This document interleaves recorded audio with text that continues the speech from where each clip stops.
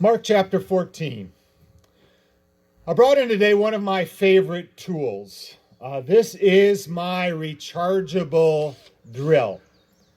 And I will tell you why this is one of my favorite tools. Not as much to drill. I do some drilling with it. It's okay for drilling. But what I really use it for is a screwdriver. I can't tell you how many screws that I have put in with this drill, and it makes it so much easier. Have you ever tried to screw a screw in woods like a deck like this by hand? You start to screw, and after a while your arm gets sore, especially if you're doing like a 3 or 4 inch screw that you're trying to put in, and it is crazy. Just this last week, actually, we were kind of finishing our deck, the main platform of the deck in our yard. And I went to look for my screwdriver, and it wasn't at the house, and I couldn't find it. And I'll be honest, I lose a lot of things. And you may say, well, you must be getting old. Well, I've done this for years. I don't think it has anything to do with being older, really. I just lose a lot of things because I know what happens. I even hate to tell my wife when I lose something, because I could just picture seeing her roll her eyes like, if you would just put it away in the proper place, you'd be able to find it. Well, I get in a hurry, and I'm doing this, and I'm doing that, and I'm doing that, and I couldn't find my drill. Finally, I realized that somebody had borrowed my truck, and for some reason, my drill was in my truck, and it was down in Brethren, and I couldn't use my drill. And I almost thought, how am I going to do this without my cordless drill? Because this is a wonderful tool. We're going to see today and be reminded of something we cannot do ourselves. And that's really pay the price for our sins. We can't do it no matter how hard we try. We need something that's more powerful. And we will see today that we are weak in our flesh, but we are powerful through Jesus Christ. And we will see that He is the source of our power and the source of our strength.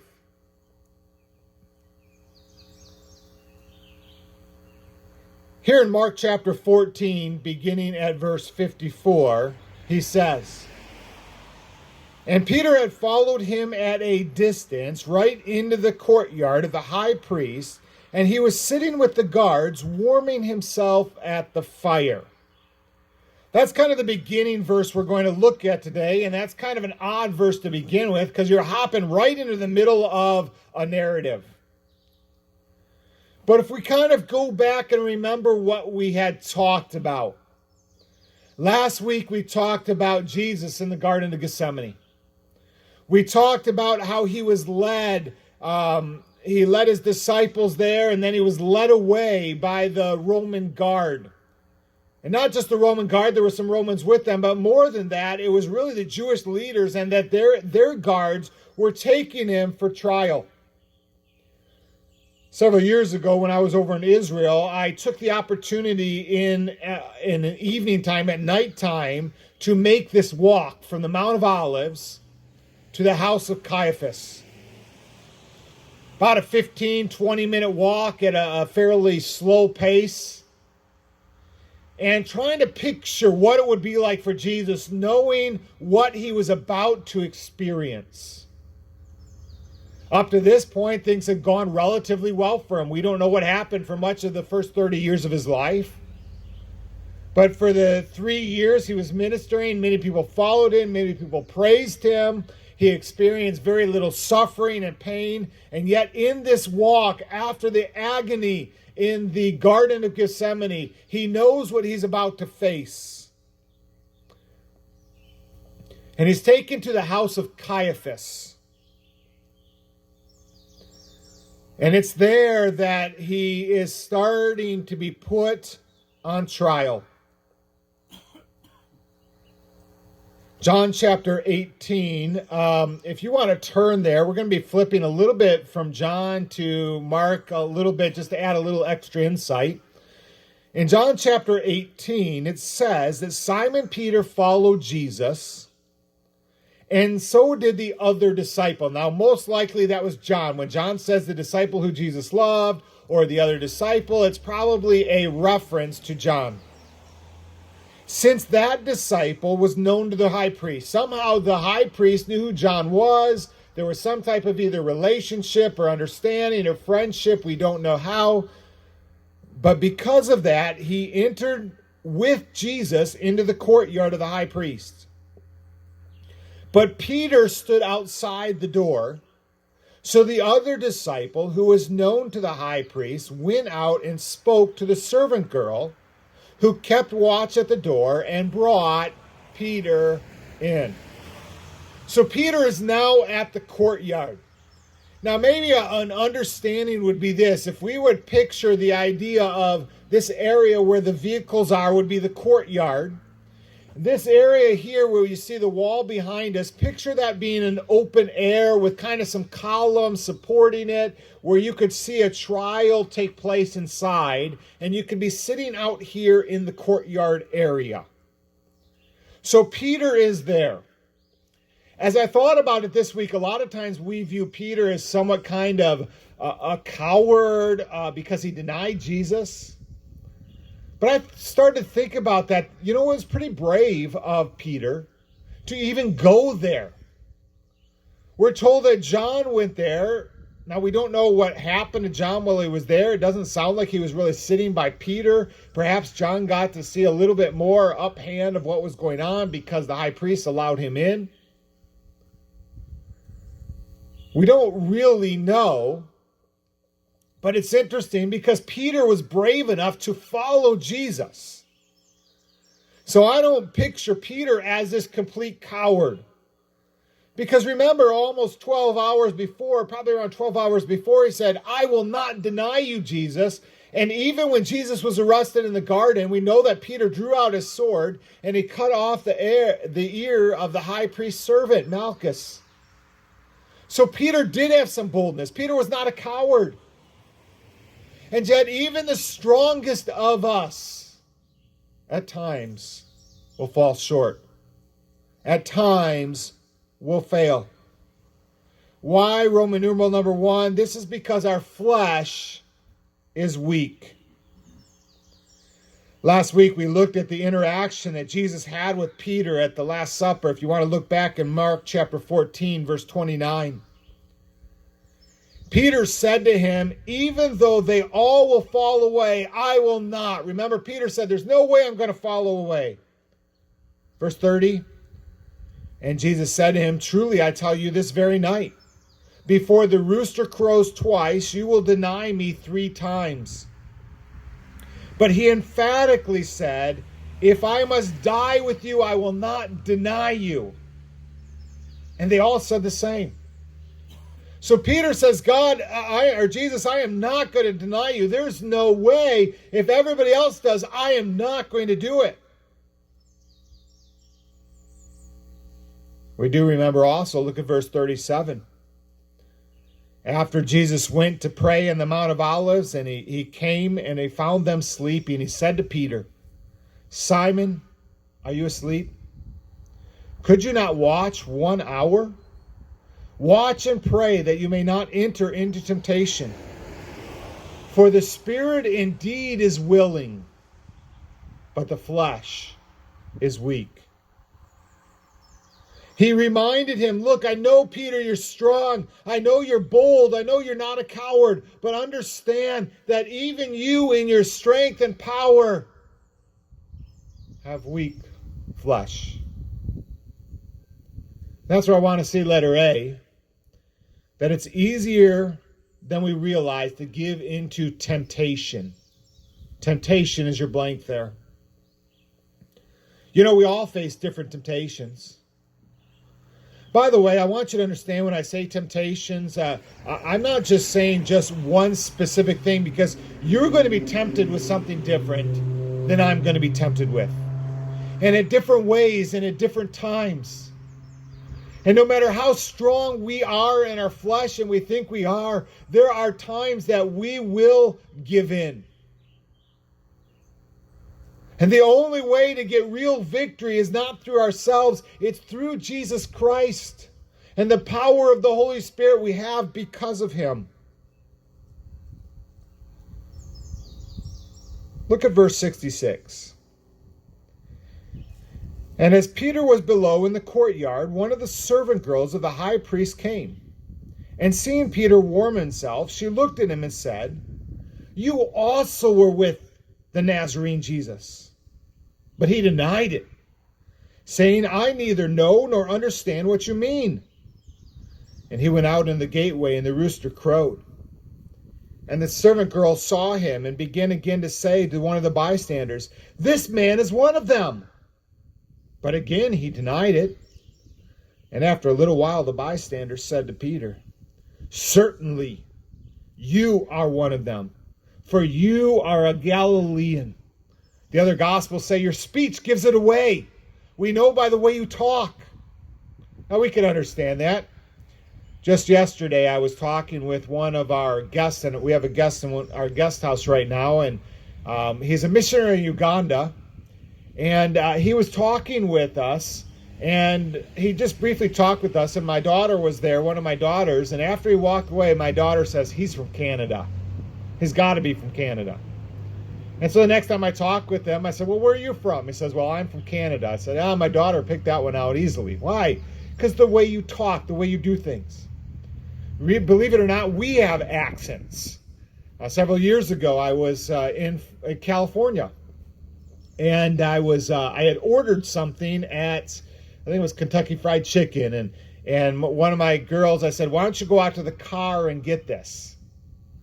And the worker at Kentucky Fried Chicken said, "You must be from the Midwest, Minnesota, Michigan, something like that, Wisconsin." I said, "Yeah, how do you know?" Because I was in California. He said, "By the way you said car," which was quite interesting because I've never thought about the way I say the word car. But growing up in the area, there's something about the pronunciation of how we say it. And here he says, "You must be a Galilean." Why? By the way you talk. There's something unique about the way you talk. And what does Peter do? He says, I don't know. I don't know what you're speaking about." Peter was bold and he was strong, but yet even in his boldness, when it came to this hour of temptation, he gave in to his flesh. You know what I want us to understand? No matter how bold and how confident you are, your flesh is weak. You need the power of God. But I don't want to look at Peter with a self-righteous attitude. "Oh, Peter, I can't believe you denied God." No, it's to be a reminder and a lesson to us how easy it is, though we're so convinced we're not going to do it. Or maybe on the other hand, we're going to convince we're going to do it, but when it comes down to it, we shy away. I sent my daughters to the store. My Allie, my third daughter, she can drive now, and she wanted cucumbers. She likes cucumbers. And so I sent her to the store to get cucumbers because she wanted some, and we didn't have any at home. And she was scared. She's scared to go to the store. So get this. She was so nice the other week on Mother's Day. She went to the store to buy something for my wife. And she went to this first store, and she didn't see anything at Shop and Save, and she went to the Family Dollar and didn't see anything. And so she goes to the Ace Hardware in Benzonia. And while she was at the Ace Hardware, she kind of she got nervous. She calls it grocery store or store anxiety or something. And she gets scared because she's standing there and people are asking her if she needs help with anything. And she says no. And she feels bad because if you've ever been in Ace Hardware, to leave, you have to walk right by the counter. And so what she does is she looks around and she just grabs what she sees, and she grabs a pack of hand warmers. Mind you, this is May. And she grabs a pack of hand warmers and she pays $7 for these hand warmers. Why did you do that? Well, because I felt bad walking out of the store without anything, and I just got scared and I got nervous. So yesterday when I sent her to the grocery store, she had her younger sister come with her, kind of like Moses and Aaron, The younger sister did all the talking because she has this fear of being around people or the going up to the counter in the grocery store. Now, I'll be honest, I have no idea why I got there. Why I use that just illustration. I know it's to point something out, but I don't remember what it is just yet. But here, if we look back, I know what it is you can be bold. She was bold and she was going to go to the grocery store and she's going to buy this. But when she got there, she gets all scared. And no matter who we are, we can be bold and say, I'm going to do it. And we get there. It's easy to give in to the weakness of our flesh. Now, I am not excusing sin. I want to learn from this. But I also want to realize that we're going to all fail at times. And we see, letter B, that it is many times really heartbreaking when we give into temptation. Look at verse 72. And immediately the rooster crowed a second time, and Peter remembered how Jesus had said, before the rooster crows twice, you will deny me 3 times. And he broke down and wept. Peter was heartbroken because he knew he denied Jesus. Not only did he know he denied Jesus, but he knew he declared he would never do it, and he did something he said he would never do. And many times sin does have consequences that God brings, but many times it's our heart that's breaking, and often it's a lot harder to forgive ourselves than it is for Jesus to forgive us. In fact, Jesus forgives us freely many times. We're often thinking Jesus is going to hold a grudge against us, but often we hold this against ourselves. We're told in the book of Proverbs, the prudent man sees danger and hides himself. But the simple go on and they suffer for it. Wise people see the consequences of their action. One of the things I know that helps me avoid giving in temptation is I think about what is going to be the result if I do this. How am I going to feel afterwards? And I think about that, and that helps because I learned the lessons from people like Peter who felt completely awful. But I also want you to understand this. Letter C. It is the grace. Grace is your blank there. The grace of God that helps bring restoration after failure. This isn't mentioned in the book of Mark, so I want you to turn over to the book of John, John chapter 21. This passage takes place after Jesus had risen from the dead. They go up to Galilee. Peter doesn't know what to do. Peter goes out on the boat. He starts to go fishing. Jesus is on the shoreline. While Jesus is on the shoreline, he's cooking breakfast for them. Peter comes to the shore, and he has this interaction with Jesus after breakfast. He says this in John chapter 21, verse 15. When they had finished breakfast, Jesus said to Simon Peter, Simon, son of John, do you love me more than these? I think he's referring to the fish and the fishing equipment. Are you willing to follow me more than going back fishing to what you once were? He said to him, yes, Lord, you know that I love you. And he said to him, feed my lambs. Verse 16, he said a second time, Simon, son of John, do you love me? And he said to him, yes, Lord, you know that I love you. He says to him, tend my sheep. Verse 17, he says to him the third time, Simon, son of John, do you love me? Peter was grieved, and he said to him the third time, do you love me? Peter was grieved because he had said to him the third time, do you love me? And he said to him, Lord, you know everything. You know that I love you. Jesus said, feed my sheep. I don't think it's coincidence that Jesus asked him 3 times. Because how many times did Peter deny Jesus? He denied him 3 times. I believe what Jesus was doing to Peter here is confirming the fact.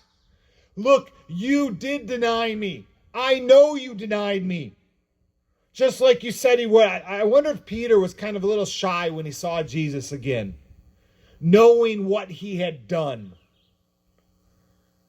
kind of like when he saw Jesus, there was a little bit of like, oh, I hope he doesn't know I denied him, but he knows everything. I know he knows I denied him. But what he's doing is this. He's giving him confidence. Though you failed, Peter, he says, you love me. I want you to feed my sheep. He's calling him to be his leader, the leader of the disciples, the leader of the early church. Then he continued on, verse 18. He says, truly, truly, I say to you, when you were young, you used to dress yourself and walk wherever you wanted. But when you are old, you will stretch out your hands and another will dress you and carry you wherever you do not want to go. This he said to show him what kind of death he was to glorify God. Basically, Jesus says, you are going to die, but you're going to die basically like a prisoner. And then he says to him, follow me. What I want to point out is Peter had denied Jesus. And yet Jesus here in this instance was saying, Peter, I want to bring restoration to you. Follow me. A lot of times when we give in to temptation, when we sin, we mess up. We beat ourselves up and we're not worthy, God, and God, you could never use us again. And a lot of times we shrink into kind of a mode of failure because we feel like we've let God down.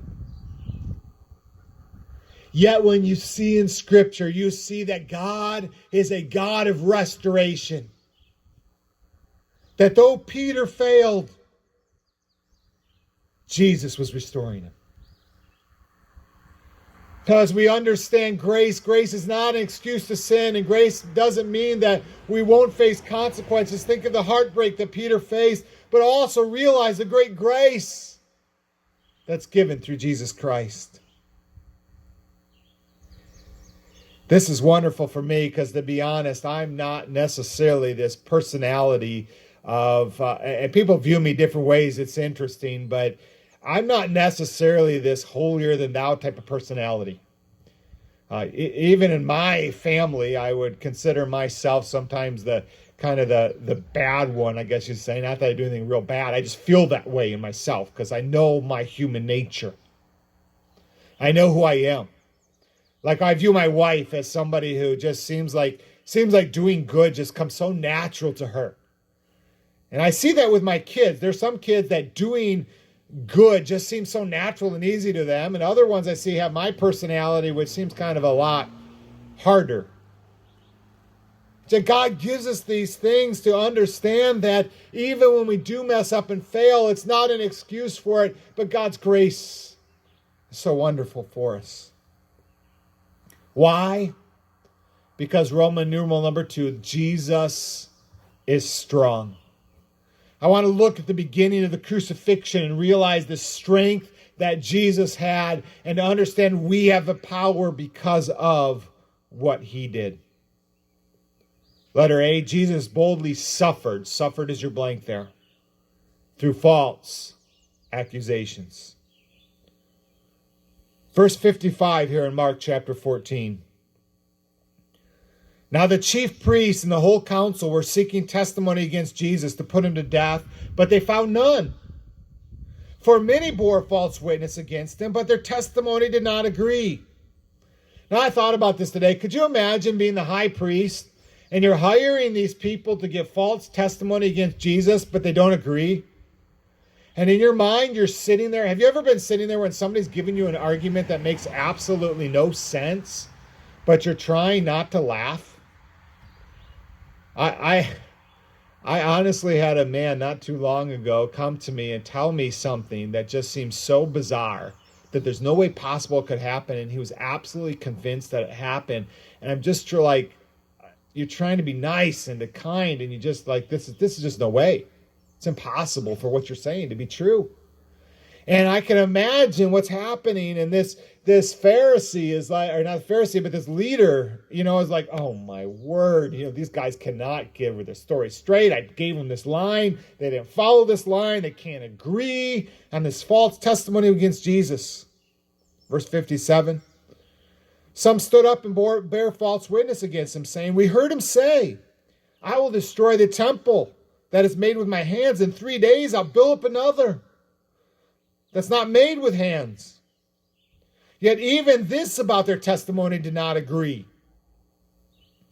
Verse 16, the high priest stood up in the midst and asked Jesus, "Have you no answer to make? What is it that these men testify against you?" He knows they're not making sense, but the high priest is determined to convict Jesus and kill him. Now he says to Jesus, "Don't you have an answer? Have you ever been falsely accused of something? And it's so hard not to give an answer." I'll tell you what, when I still do some business on eBay and buy and sell things, and when I have a customer accuse me of doing something wrong that I know I didn't do, it is so hard for me, especially when they're very kind of snarky to me in their email. It is so hard for me not to respond in kind of a very negative way. I want to defend myself. I don't want to be accused of that. And yet Jesus, what does he do? He doesn't say anything. Verse 61, he remained silent and gave no answer. And again, the high priest asked him, "Are you the Christ, the blessed one?" And Jesus said, verse 62, "I am.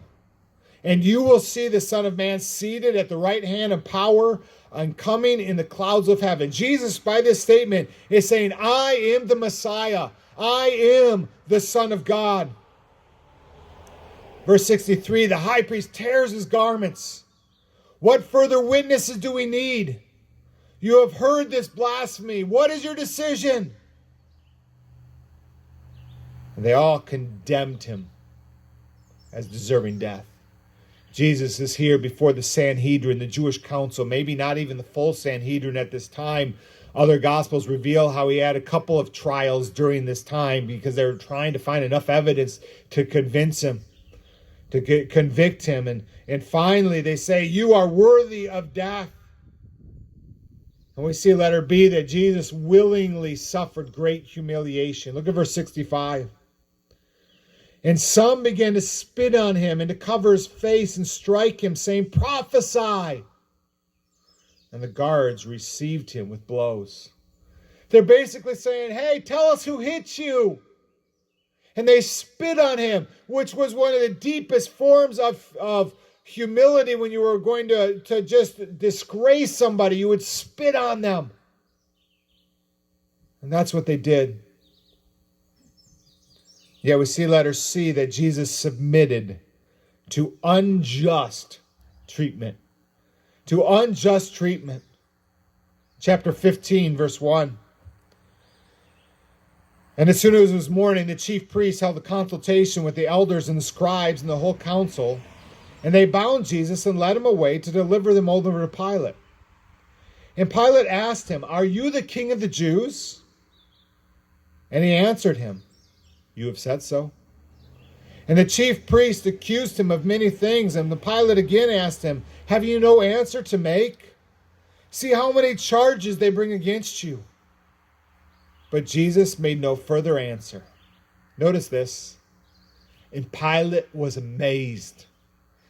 Pilate had dealt with many criminals, but yet the way that Jesus responded absolutely amazed him, that he knew Jesus was innocent.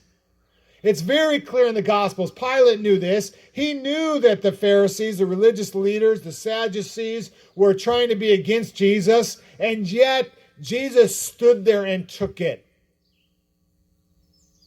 Jesus chose to submit to this unjust treatment. And then we see letter D that Jesus experienced rejection. Rejection by those he came to save. Look at verse 6. "Now at the feast he used to release for them one prisoner whom they asked. And among the rebels in prison who had committed murder at the insurrection, there was a man named called Barabbas. And the crowd came and began to ask Pilate to do as he usually did for them." Now I found this interesting. Pilate didn't offer right away, but this was a tradition they had in the people, these are probably different than the religious leaders. While the religious leaders are trying to accuse Jesus, this group of people come to Jesus kind of from a different area and say, hey, it's time to release to us a prisoner. Pilate thinking, oh good, I can get out of this. Because they're not going to want this criminal Barabbas because he caused problems. Because of that, they cracked down on the Jews. A lot of people suffered because of what Barabbas did in his rebellion. So what does he say? Verse 9. Do you want me to release for you the king of the Jews? For he perceived it was out of envy that the chief priests had delivered him up. But the chief priests, notice this, the religious leaders, they stir up the crowd. And they told him, ask for Barabbas instead. And Pilate said again to them, then what shall I do with this man that you call the king of the Jews? And they cried out again, crucify him. And Pilate said to them, why? What evil has he done? But they shouted the more, crucify him. So Pilate, wishing to satisfy the crowd, released for them Barabbas. And having scourged Jesus, he delivered him to be crucified. Jesus experienced rejection by the people he came to save. His very own Jewish people are now wanting a prisoner to be released instead of him. And then we see, letter E, that Jesus willingly submitted to mocking and torture. Jesus at any time could have said, no, stop it, it's enough. But he didn't. Look at verse 16. And the soldiers led him inside the palace, that is the governor's headquarters, or the praetorium, and they called together the whole battalion. A battalion was normally made up of 600 soldiers. And here it says they called the whole battalion. It's like, everybody come look at this. Could you imagine being surrounded by 600 people? Maybe it was a little bit less, but all these soldiers mocking you, making fun of you, ridiculing you for something you know that you didn't do. Yet Jesus had his eyes fixed on the cross. Verse 17. And they clothed him in a purple cloak, and twisting together a crown of thorns, they put it on him. And they began to salute him. Hail, King of the Jews! And they were striking his head with a reed and spitting on him and kneeling down in homage to him. And when they had mocked him, they stripped him of his purple cloak and put on his clothes on him. And they led him out to crucify him. They make fun of him, crown of thorns, and drive it into his head. They beat him and they laugh at him. They bow down before him in to humiliate him. As this idea of that they're just trying to make fun of him as much as they can. And Jesus willingly went through that. It amazes me. Why? Why would he do it? Because he loved you and he loved me. We're told in John chapter 15, Jesus himself, greater love has no one than this, that someone lay down his life for his friends. Jesus didn't go kicking and screaming. He willingly went through all of this. He could have stopped at any moment, but he didn't. Because of love. In conclusion, I want you to ask yourself these questions. First, do you realize that your flesh is weak? You don't have the power. You don't have the ability in your flesh. But because Jesus Christ came down and forgave your sins, because he went back to heaven and sent the Holy Spirit, you can have victory. You can have victory over sin. Not because of you, but because of him. Secondly, Do you understand that Jesus is strong? We see the weakness of Peter. Even the strongest disciple gives in. At the same time, Jesus shows great power and strength. And lastly, do you comprehend the great love of Jesus?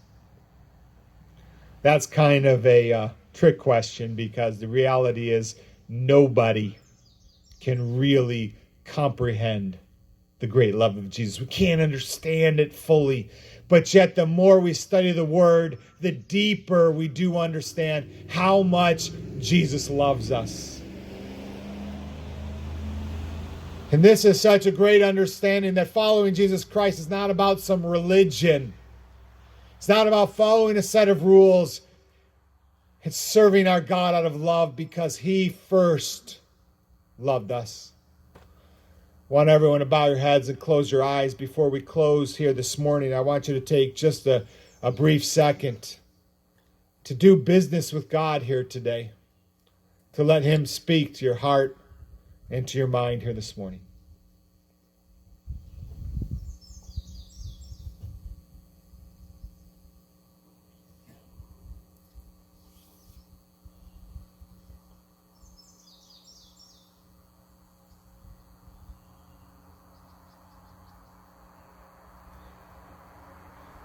Heavenly Father, I thank you so much for the wonderful and amazing love of Jesus Christ. A love that He was willing to suffer. Love that drove Him to the cross. As we're going to read about this week through our devotional book, as we're going to talk about next Sunday, the ultimate sacrifice. I thank you that Jesus made that sacrifice to give us hope. Help us to live in victory each day, understanding that our flesh is weak, but knowing that the power of the Spirit, because of the hope we have in Jesus Christ, is great. In Jesus' name I pray. Amen. We're going to close.